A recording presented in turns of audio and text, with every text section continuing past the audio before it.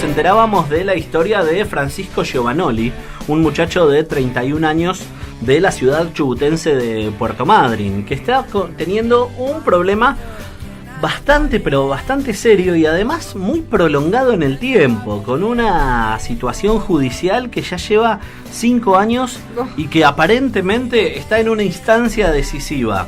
El doctor Mariano Fusero es abogado penalista y es presidente de la ONG Reset, que es sobre política de drogas y derechos humanos, y está, obviamente, en la representación y en el asesoramiento de Francisco Giovanoli, que fue diagnosticado con epilepsia a los 6 años y a los 10 empezó a sufrir convulsiones. A los 19, después de haber pasado toda su vida medicado con fármacos que le producían numerosos efectos adversos, conoció la famosa marihuana medicinal, sí, el cannabis medicinal. Hace unos años la policía allanó su domicilio, encontró plantas y a partir de ahí empezó una eterna y prolongadísima situación judicial que podría estar llegando a su finalización con 2 pedidos claros: la absolución por un lado y 15 años de cárcel por otro lado. Es una historia, la verdad es que bastante llamativa. Doctor Fusero, ¿cómo le va? Bienvenido. Sebastián y Daniela de este lado. Hola, Sebastián y Daniela, un gusto hablar con ustedes. Gracias por recibirnos. Es más o menos así como lo contábamos, la instancia judicial está llegando a su etapa de resolución.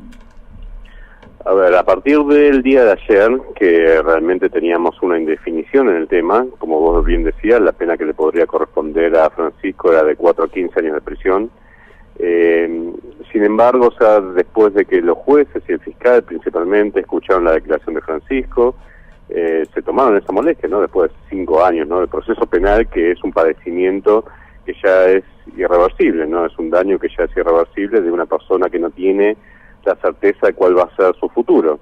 Francisco es un joven de 31 años, es docente y demás, y no puede prever un futuro en libertad enfrente de un aula o tras las rejas en una prisión de máxima seguridad, ¿no? O sea, acusado eventualmente de narcotráfico. Bueno, todo ese padecimiento durante 5 años no, como digo, es irreversible, nadie le devuelve de la tranquilidad a Francisco después de todo lo que pasó. En el día de ayer lo que sucede es que, como decía, o sea, después de la declaración de él en juicio oral, se llega a una instancia de juicio, lo que ya de por sí, o sea, nos resulta hasta ridículo, anacrónico, porque hay muchos antecedentes en la justicia argentina y hasta en la misma Corte Suprema que vienen marcando de que las personas que desarrollan determinadas conductas relacionadas al mero consumo individual, siempre que no tenga una trascendencia a terceros, como actos de comercio, claro, siempre que no produzca un daño a terceros, etcétera, deben ser absueltas por aplicación de un fallo de la Corte Suprema, que es el fallo Arriola,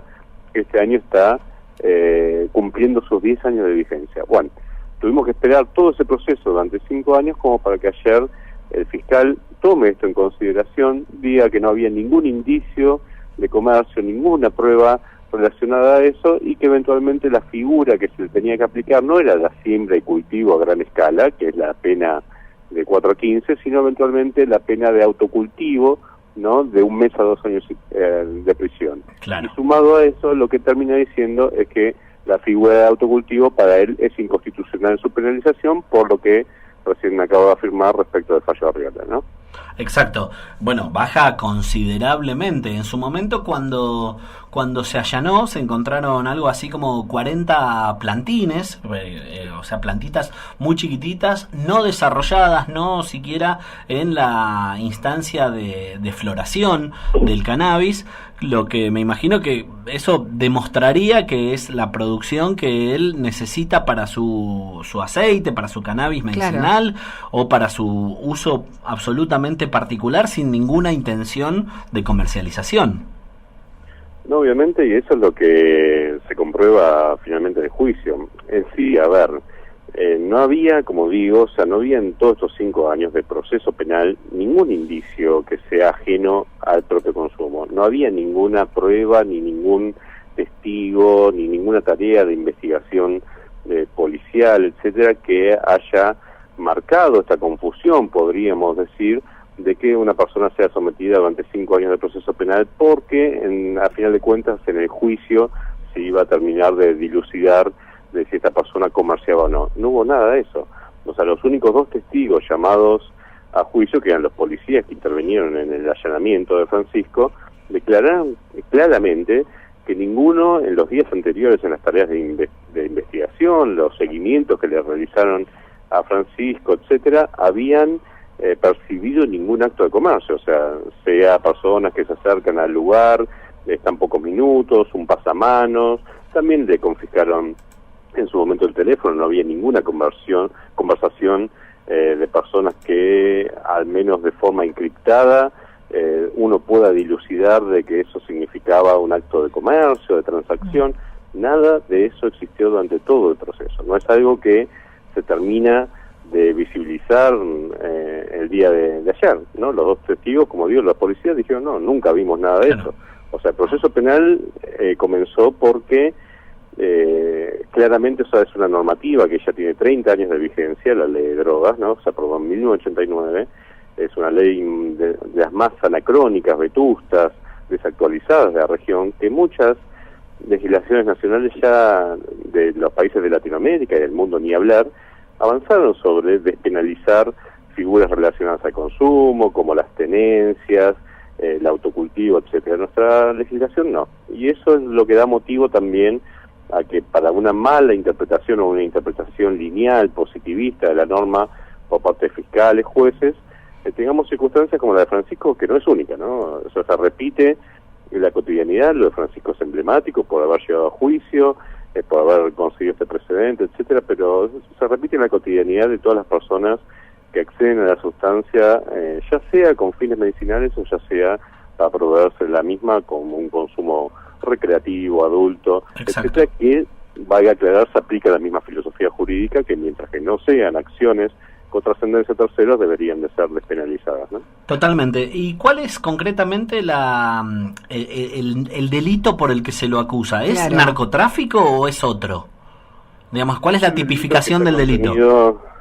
En la ley de drogas, en el artículo 5, respecto a siembra y cultivo, con esa pena de 4 a 15 años de prisión, porque no tiene lo que nosotros denominamos como umbrales, ¿no? O sea, como cantidades establecidas en la norma, como por ejemplo tienen otras legislaciones de tráfico minorista, a poca escala, media escala, alta escala. Bueno, eso no está determinado en la normativa argentina. Entonces la pena que le corresponde al delito de cultivo y siembra de 4 a 15 años de prisión, salvo que haya circunstancias del hecho y escasa cantidad, dice la norma, que pueda presuponer la justicia de que esta conducta está relacionada al consumo. Y eso es lo que fue la argumentación principal ayer del fiscal, que por más que al principio observaba como una cantidad considerable de sustancia, al no haber ningún indicio, como dijimos y demás, no había ninguna comprobación de que la conducta realizada por Francisco diste de hacerse la sustancia para su propio consumo, ¿no? Claro. ¿Hay algún otro caso que se conozca parecido o que haya también marcado algún antecedente con respecto a esto? Tenemos casos, sí, semejantes con sus particularidades. O sea, recuerdo también el caso, por ejemplo, de Adriana Funaro, que fue bastante visible en los medios nacionales y locales. Pero bueno, llegó a esta instancia de juicio, ¿no? Adriana, durante el proceso penal, ya de por sí le cayó primero la falta de mérito y después el sobreseimiento, por la misma argumentación que establece el fiscal en este caso. Pero la gravedad de este caso en puntual era precisamente llegar hasta la instancia de juicio oral y público e interrogar a la persona y bueno, todo lo que como decía al comienzo, ¿no? La incertidumbre que le produce a Francisco durante 5 años estar pensando que un día le iba a llegar el momento, que era el día de ayer, que él no sabía si de ese tribunal iba a salir abrazándose a la madre, a la hermana y a los compañeros ahí de Reset que participaban en la causa, Marianela Holm, Florencia Zavariano, que estaban todos ahí acompañando, más la militancia también canábica, o salía esposado hacia un penal de máxima seguridad, tal vez, ¿no? A un penal, por ejemplo, de Rawson, que está, para que demos una magnitud del tema, están prisionizadas las personas que de los monos, ¿no? De Rosario, o sea, que se dedicaban al tráfico claramente, o sea, y bueno, están condenadas ahí. Bueno, Francisco le podía corresponder la misma realidad penitenciaria que a estas personas por el hecho de cultivar una sustancia para hacerse su propia terapia en base a la enfermedad que tiene, ¿no? Con esto tan importante que ocurrió ayer en cuanto a la causa, ¿qué se espera en cuanto a los tiempos? ¿Cuándo estaría resolviéndose de manera definitiva con un fallo del tribunal, ya sea a favor o en contra? Pero si todo va dentro de los tiempos establecidos, ¿cuándo se estaría resolviendo? Es de un momento a otro, la verdad no tiene un tiempo. Suponemos que en el día de hoy debería de surgir el veredicto, pero no podemos dar certeza de eso, ¿no? O sea, ya se hizo una audiencia hoy a la mañana, donde se le dio a Francisco nuevamente la posibilidad de declarar si quería. Francisco consideró que no tenía más nada que aportar después de la declaración del día de ayer y lo que dijo el fiscal. Y jurídicamente el tribunal no podría condenar a una persona si no hay acusación por parte del fiscal, ¿no? O sea, lo que se llama el principio acusatorio. Por lo cual debería ser, a ver, siempre en el mundo jurídico y la interpretación jurídica que se tiene que dar a estas cuestiones, o sea, esperemos no tener ninguna sorpresa, o sea, pues sería antijurídico, ilegal, inconstitucional, que el tribunal cambie de criterio de lo que dijo el juez. Pues no hay principio acusatorio, no hay nadie que acuse, por lo cual debería de seguir la misma línea y absolver a Francisco, y eso, como digo, debería ser de un momento a otro.